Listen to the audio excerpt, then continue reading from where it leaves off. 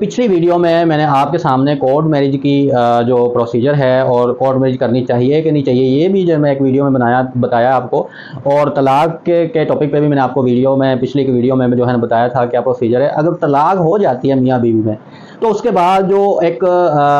Major issue होता है वो होता है बच्चों की कस्टडी के हवाले से, कि अगर आपके बच्चे हैं तो उनकी जो कस्टडी है वो किसको दी जाएगी, माँ को दी जाएगी या बाप को दी जाएगी। तो इस वीडियो में मैं आपको बताऊंगा कि अगर आप ऐसे पेरेंट्स हैं, माँ हैं या बाप हैं, आपको कस्टडी मिल सकती है या नहीं मिल सकती बच्चे की। आपको अपनी जो है ना अपनी पोजीशन के हवाले से, अपनी सिचुएशन के हिसाब से आपको उसका जवाब मिल जाएगा, मैं आपको बताऊंगा। तो दोस्तों, अगर तलाक होती है मियाँ बीवी में, उसके बाद बच्चे अगर माइनर ही होते हैं, जाहिर है जब छोटे होते हैं बच्चे, जब तलाक होती है जाहिर है जब ज़्यादा बड़े हो जाते हैं बलूगत में, उस टाइम तलाक कहाँ होती है, ये तो शुरू में ही हो जाती है ना, कोई 2 4 5 साल में शादी के बाद, या 10 साल तक, जब बच्चे कोई 5 6 साल के हों, 8 10 साल के भी हो सकते हैं। तो दोस्तों, इसमें ज़्यादा चांसेस कस्टडी के माँ को ही होते हैं। अगर लड़का है बच्चे फंसकर 2 3 बच्चे हैं, और बड़े बच्चे जो है ना वो बेटे हैं, एक 6 साल का है, 8 10 साल का है, तो और एक बेटी है जो कि छोटी है, या बेटा है जो छोटा है, 2 साल का, 2.5 साल का, 1 साल का, जितने का भी है। जो छोटा बच्चा है ना, जो 1 साल से 5 साल तक का है, उसके चांसेस ज़्यादा हैं कि वो माँ को मिलेगा, बल्कि माँ को ही वो मिलता है। उसकी मेन वजह यह है कि 2 2.5 साल तक तो माँ का दूध भी जैसे बच्चे पर जो है ना वो ज़रूरत होती है, और माँ की भी शिद्दत से जो है ना ममता होती है, छोटे बच्चे के साथ वो अटैच होती है ज़्यादा, और छोटे बच्चे को भी ज़्यादा ज़रूरत होती है माँ की, और माँ ही जो है ना वो बच्चे को इतनी एज में संभाल सकती है और उसको पाल सकती है उस तरह से, जिस तरह से उसको निगहदाश्त की ज़रूरत होती है। जो बड़े बच्चे होते हैं 5 6 7 साल के, 8 10 साल के, अगर वो लड़का हैं तो अगर वो लड़के हैं तो ज़्यादा चांसेस यही होंगे कि वो बाप को दे दिए जाए। बाप अगर नशई नहीं है, जुआरी नहीं है, अगर वो ऐसा किसी एक्टिविटी में मुलव्वस नहीं है कि जो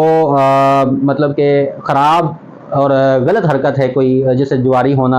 गैम्बलिंग करना, या जो है ना ड्रग्स का यूज़ करना, इस तरह की अगर किसी एक्टिविटी में या क्रिमिनल किस्म का है वो बंदा, बाप जो है, फिर वो बच्चे जो है ना कभी भी बाप को नहीं अदालत देगी। क्योंकि जो माइनर्स की कस्टडी होती है ना, जो बच्चों की जो कस्टडी होती है, वो उस चीज़ को मद्देनजर रखते हुए दी जाती है कि बच्चों का मुस्तकबिल किसके पास ज़्यादा बेहतर होगा, माँ के पास या बाप के पास। अगर बाप अच्छा कमाने वाला है, किसी मिसअंडरस्टैंडिंग की वजह से या किसी और वजह से, जैसे भी ये तलाक होगी वो अलग चीज़ है, लेकिन बाप कैरेक्टर बुरा नहीं है उसका, वो अच्छा है, अच्छा कमाने वाला है, और वो अच्छी परवरिश कर सकता है, सारे अखराजात बर्दाश्त करता है, फिर बाप को जो है ना वो बच्चे दिए जाएंगे। और जो छोटे बच्चे हैं और छोटी बेटी होगी या बेटी बड़ी भी होगी, तो वो जो है ना वो माँ के हवाले की जाएगी, क्योंकि बेटी की जो परवरिश है और जो सारा कुछ वो माँ से बेहतर बाप नहीं कर सकता, और बेटी को माँ की ज़्यादा ज़रूरत होती है। और इस तरह की सिचुएशन है। इसमें अब देखें, एक और चीज़ है कि अगर वो औरत शादी कर लेती है नेक्स्ट किसी और पर्सन से, तो फिर अगर बच्चे जो है ना वो बच्चों में कोई बेटी है, तो बेटी जो है ना वो जब बलूगत होती है या उससे पहले है, तो वो जो है ना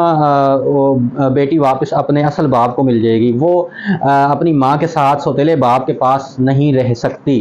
क्योंकि सौतेला बाप उसको वो प्यार, वो मोहब्बत, वो इज़्ज़त नहीं दे सकता जो कि उसका असल बाप, हकीकी बाप दे सकता है, और वो महफूज भी अपने हकीकी बाप के पास ही होगी। तो इसलिए अगर माँ शादी कर लेती है और जो है ना अगर बेटी है उसके पास उसकी कस्टडी में, तो वो जो है बाप को मिल जाएगी। और अगर बेटा भी है तो बेटे से पूछा जाएगा, जब 7 साल का होगा उससे कोर्ट भी पूछ सकती है, जब वो अपने जो है ना होश संभाल लेता है, उसको समझ होती है और डिसीज़न लेने के काबिल होता है बच्चा, तो कोर्ट उससे पूछती है कि तुम किसके साथ रहना चाहते हो,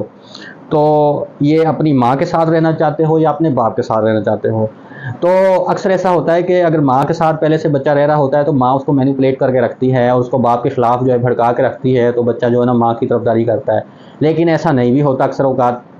बच्चा जो है ना बाप को मिस कर रहा होता है, बाप के साथ शफ़क़त जितने भी को उसने वक्त गुजारा होता है, अच्छा गुजारा होता है, तो वो बाप की तरफदारी भी कर सकता है। लेकिन ये ज़रूरी भी नहीं है कि बच्चा अगर माँ कहे कि जी मैंने माँ के साथ रहना है, तो ज़रूरी नहीं है कि अदालत उसको माँ को दे देगी, या अगर वो कहे जी मैंने बाप के पास जाना है, तो वो ज़रूरी नहीं है कि अदालत उसके कहे पे जो है ना वो फैसला करेगी, उसके मुताबिक फैसला करेगी। ये ज़रूरी नहीं है। कोर्ट ने भी अपनी जजमेंट करनी है, कोर्ट ने भी ये देखना है कि इसका रुझान तो है उधर, लेकिन क्या इसके लिए बेहतर है वहाँ पर माँ के साथ रहना या बाप के साथ रहना। इस तरह के केस था, मेरे वालिद साहब के पास ही था, और हमारे रिलेटिव्स में से किसी का केस था, जहाँ पे बच्चों की कस्टडी के हवाले से जो है ना वो बाप ने केस किया हुआ था, और जो है ना वो मेरे वालिद साहब माँ की तरफ से वकील थे। तो बाप जो है ना उसका वालिद जो है बच्चे का, वो बाहर के मुल्क रहता था। तो जो माँ थी वो यहीं पे पाकिस्तान में मुकीम थी। अब बच्चा जो है वो दादा के पास था, इधर उन्होंने उसको मैनिपुलेट किया हुआ था। वो जो है ना वो चीख चीख के कह रहा था जी मैंने तो बाप के पास जाना है, मैं तो इनके साथ जाना है, मैं अपने दादे के साथ जाना है, मतलब वालिद साहब के साथ रहना है मैंने। तो मेरे वालिद साहब ने कहा कि जज साहब, अगर इसने अपने वालिद को कस्टडी आपने देनी है, तो फिर आप जो है ना इसको वहाँ बैरून मुल्क भेजें। फिर आप जो है ना ज़ाहिर है फिर तो हकीकी वालिद को अगर आप हकीकी वालिद के बाद हकीकी माँ ही जो है ना वो होती है ना, तो उसके दादा दादी तो नहीं हो सकते। या तो इसको माँ को दें, अगर इसको आपने उनके हैंड ओवर करना है दाद के में, तो फिर उसके बाप के पास इसको भेजें बैरून मुल्क। तो जज साहब को ये बात नहीं थी मालूम। वो फिर जज साहब ने कहा कि अगर वो बाहर है तो फिर तो नहीं मैं इसको दूंगा, फिर वो माँ के हवाले किया गया उसको। तो ये काफ़ी मेन मकसद इसमें यह है कि बच्चे की फलाह और बच्चे का मुस्तकबिल ये देखा जाता है। ये जिसके पास महफूज होगा बच्चा, और जिसके पास वो उसका बेहतर मुस्तकबिल होगा, उसी के हवाले उसको किया जाएगा, उसी की कस्टडी में उसको दिया जाएगा। बच्चे की कस्टडी उसकी नानी के पास भी दी जा सकती। नानी को अगर इन केस के माँ जो है ना वो कहीं और है, बैरून मुल्क है, या कोई वो और कोई इशू है, तो माँ को जो है ना वो नानी को दे दी जाएगी, अगर बाप जो है केयर नहीं करता या इस तरह का कोई इशू है। तो इसलिए बेहतर ये मतलब बेहतरी देखी जाती है, मेन मकसद ये है। तो अब आप चाहे माँ हैं चाहे बाप हैं, अब आपका जो लॉयर है, आपका जो वकील है, उसने आपके केस को मजबूत बनाना होता है कि आपको वो कस्टडी मिल जाए। आपने दूसरे बंदे को कमज़ोर शो कराना होता है, ये साबित करना होता है कि मुखालिफ फरीक जो है वो माँ है या बाप, जो भी मुखालिफ है आपके, उसके पास बच्चे का बेहतर मुस्तकबिल नहीं है, वो बच्चे की बेहतर परवरिश नहीं कर सकता, नहीं कर सकती, और वो इस तरह की गलत एक्टिविटीज़ में जो है ना वो मुलविस है कि बच्चे को जो है ना वो फ्यूचर ख़राब हो सकता है, बच्चे की आदत पर बुरा असर पड़ेगा, या इस तरह की जो है ना वो मैनिपुलेशन जो है ना वो लॉयर ने करनी होती है कि जिससे आपका केस मजबूत हो और आपके हक़ में फ़ैसला हो। तो ये था दोस्तों बच्चों की कस्टडी के हवाले से मेरा व्लॉग वीडियो आपके लिए। उम्मीद है आपको इसमें समझ चुके होंगे आपके जो बच्चों की कस्टडी है वो उसमें असल क्या चीज़ देखी जाती है, और किस तरह से वो जज जो है वो जज साहब किसी को देते हैं, माँ को या बाप को, और वो किसको मिल सकते हैं। ये आप खुद भी अब आइडिया लगा सकते हैं, अगर आपका अपना कोई पर्सनल मैटर है उसमें कि आपको मिल सकती है कस्टडी या नहीं मिल सकती, और आपको अपना केस मजबूत बनाना है तो आपको क्या करना पड़ेगा। तो दोस्तों ये था हमारा कस्टडी का जो टॉपिक था। इसके बाद इंशाल्लाह नेक्स्ट जो टॉपिक होगा फैमिली लॉज के हवाले से, मैं इंशाल्लाह वो भी आपके सामने लाता रहूँगा कि अगर बच्चा माँ को मिल जाए या बाप को मिल जाए, तो माँ जो है ना उस बच्चे से कैसे मुलाकात करेगी जो बाप को कोर्ट ने जो है दे दी है जिसकी कस्टडी। अगर बाप ने मुलाकात करनी है उस बच्चे से जिसकी कस्टडी माँ के पास है, तो बाप उससे कैसे मुलाकात करेगा, ये मैं आपको नेक्स्ट वीडियो में इसका जो